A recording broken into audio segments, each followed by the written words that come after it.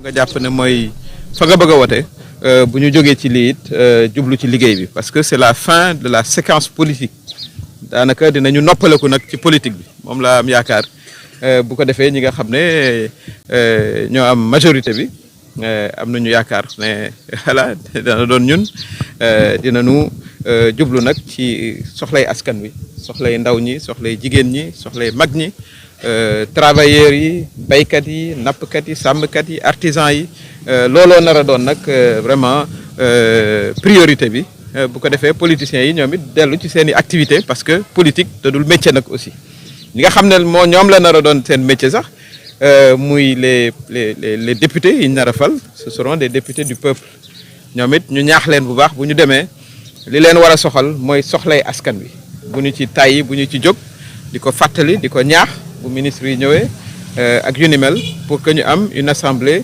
de rupture ni ñu ko wootee bu ko defee aussi ñi nga xam ne ñoo ñuy représenté fii liste bi nar a gagné fii ñoom it ñu taxawal département de Kaolack ak toute la région voilà ñu am vraiment gis-gis bu rafet ci politique à partir de maintenant mu doon une activité de gestion de la cité ni ñu ko waxee bu ko defee ndaw ñi aussi gën a sawar ñëw ci lépp daal mu doon pour defar réew bu ñu jógee ci lii nag def naa dañuy ànd doon benn parce que def naa ne lii doon yitte wi mooy vraiment taxawal askan wi liggéeyal askan wi xale yi utal leen vraiment utal leen liggéey industriel dëkk bi indi fi sécurité aussi da ciy am solo voilà ak secteurs yi ma lim yëpp bu ko defee nag vraiment ñuy ñaan aussi yàlla taxaw gouvernement bi nga xam ne moo nar a ñëw ak majorité parlementaire ndax majorité parlementaire foog mu leer nañ pour que président Bassirou Diomaye Faye yéene wi am ci réew mi ànd ko ak premier ministre am ñu mën ko yeggali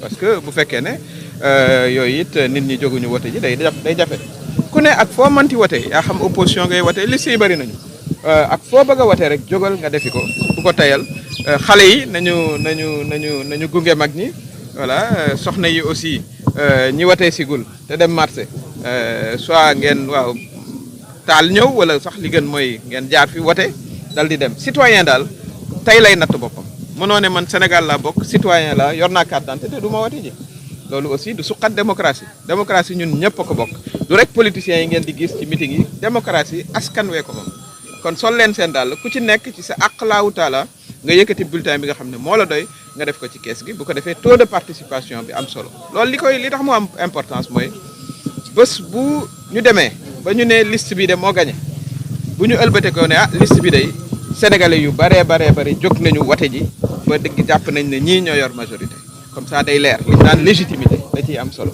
kon loolu vraiment ci la ñuy ñaax tous les citoyens pour que ñu def ko bañ koo tayal am na solo torop tey ñu xëy dem wote ji fii ba 18h jàpp nañu ne nii mu tàmbalee ci jàmm ak salaam ci la nar a continuer parce que li mooy baaxu Sénégal.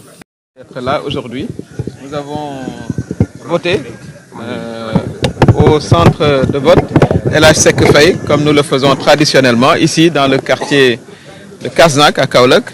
Cette école c'est l'école où j'ai commencé l'école primaire donc c'est toujours avec beaucoup d'émotion que je reviens plusieurs décennies après pour effectuer mon devoir citoyen. Les choses se passent normalement dans le calme comme d'habitude et c'est l'occasion vraiment d'appeler les électeurs à sortir massivement. Il est trop tôt pour parler de taux de participation bien sûr mais j'invite vraiment tous les électeurs à venir accomplir leur geste citoyen parce que la démocratie elle se nourrit aussi de la participation citoyenne pour que les députés qui seront élus soient élus par une large base de nos concitoyens. C'est très important. Je souhaite, comme ça a été le cas à la fin de la campagne, nous avons déploré vraiment les incidents violents qui se sont déroulés, qui, je considère, sont derrière nous. C'est l'occasion de féliciter d'ailleurs aussi les forces de sécurité qui ont rétabli les choses. Et aujourd'hui, nous allons voter, Inch'Allah, dans le calme total. Ça, c'est à l'honneur de la démocratie sénégalaise. La démocratie sénégalaise, c'est une démocratie apaisée. Ceux qui viennent avec des attitudes violentes, c'est une exception. Ça, il faut aussi le noter. Pour que tout le monde le sache, c'est une exception, une minime exception. Et je considère que d'ailleurs, bientôt, voilà, ils seront feront partie du passé. Parce que ce que les Sénégalais souhaitent, c'est vraiment d'aller voter dans le calme, d'accomplir leurs activités politiques dans le calme, être des citoyens politiques civilisés.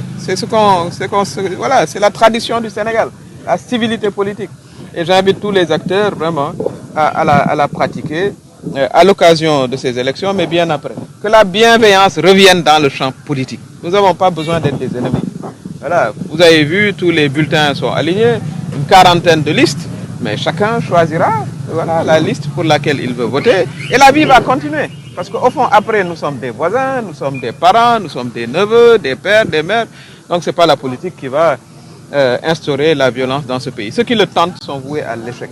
Ça, c'est clair. Et je souhaite que vraiment ce soit les derniers épisodes sourceux voilà, de violence qu'on connaîtra. Mais tout ça a été rapidement maîtrisé et comme vous l'avez suivi, la campagne finalement s'est bien terminée. Et aujourd'hui, c'est un jour de vote calme. Donc mon message central, c'est que les électeurs sortent, qu'ils aillent voter, qu'ils accomplissent, comme j'ai dit, leurs gestes citoyens. C'est important. Les jeunes, les femmes, les personnes âgées, j'invite les jeunes à accompagner voilà, leur tante, leur grand-mère, arrière-grand-mère, tout le monde doit venir voter. La démocratie, c'est pour tout le monde, les élections, c'est pour tout le monde. Je voudrais terminer aussi en vous félicitant.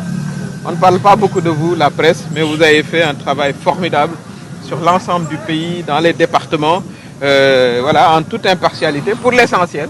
Pour l'essentiel, vous avez été tous impartials. voilà mu ngi noonu réaction bu Aminata Touré Seydina très rapidement rek ñu am luñ ci jot a jàngat moom it yëkkati na ay kàddu wax ci li nga xamante ni moom moo nekk 15e législature bi député bi ñuy fas yéene xaare wax na tamit ci li tax état di sàkku ngir am majorité ci assemblée nationale ndax ngi seen mission bi.